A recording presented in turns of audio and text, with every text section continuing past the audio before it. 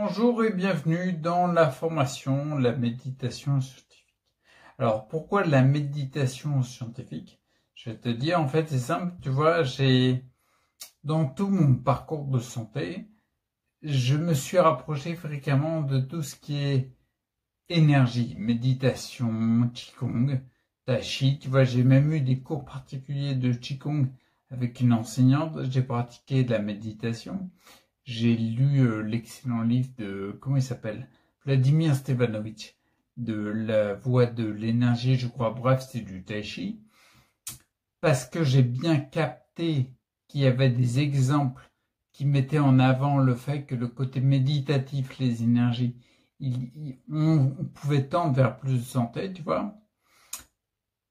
Mais moi, ça ne m'est pas suffisant. Je l'ai fait. C'est comme ça, je suis comme ça, j'ai besoin de comprendre. Or, on a de la chance, c'est qu'à notre époque, il y en a qui ont compris ce qui se passe dans le cerveau quand on médite. Parler de neurosciences, par exemple. Tu vois, je voyais qu'il y avait du résultat, j'y pense là maintenant, mais par exemple, il y a l'excellent livre La méditation m'a sauvé du moine tibétain Pakya Rinpoche, qui met en évidence, ça peut être difficile à croire, mais il met en évidence, il raconte son histoire en fait, où il avait une gangrène avec destruction de la moelle osseuse, destruction de la malléole, à la cheville droite, je crois, malléole extérieure, peu importe, il y avait une destruction. Tous les médecins de l'hôpital de Bellevue, qui ont une façon de voir classique, conventionnelle, on va dire, il disait qu'il fallait amputer. Et en effet, c'est une solution, d'accord? Et lui, il a décidé de méditer. Un moine tibétain, ça médite fréquemment. Et c'est dans une culture différente de l'Occident. Ce que je veux dire, c'est qu'il y a des bases solides sur la méditation, l'énergie, etc.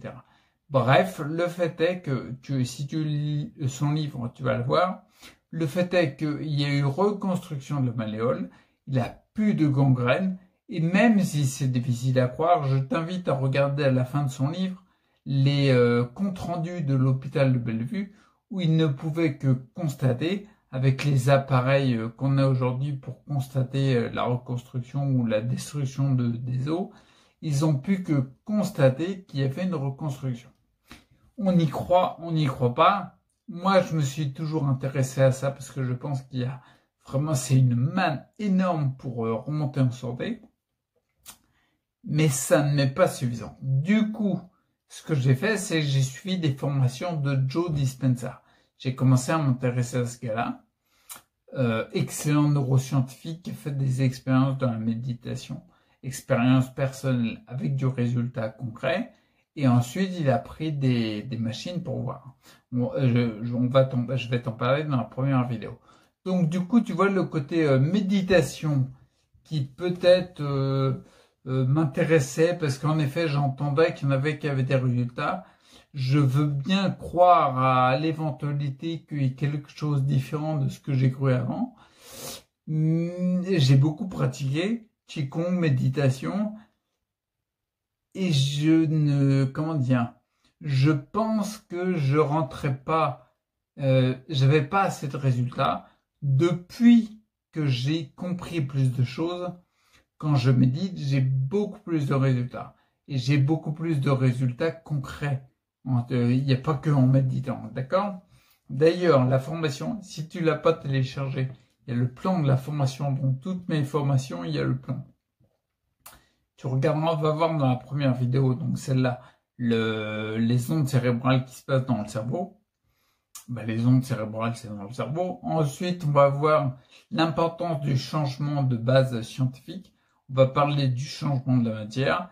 On va parler aussi des deux formes de méditation, parce qu'il y a bien deux formes. Ensuite, on parlera du... Oui, en fait, c'est le retour. Comment j'ai appelé ça? Ouais, c'est la 5e vidéo. En fait, c'est... comment dire? Quels sont les... Non, j'ai pas le terme. Quelles sont les... Comment dire? Les réactions qu'on peut avoir. Voilà, j'ai eu du mal à le trouver. Quelles sont les réactions qu'on peut avoir quand on commence à méditer? C'est important de les connaître parce que comme ça, du coup, tu peux mieux appréhender le jour où tu es face à ces réactions-là. Du coup, ça te permet de choisir la direction, de savoir où tu vas, si tu es dans la bonne direction ou la mauvaise direction.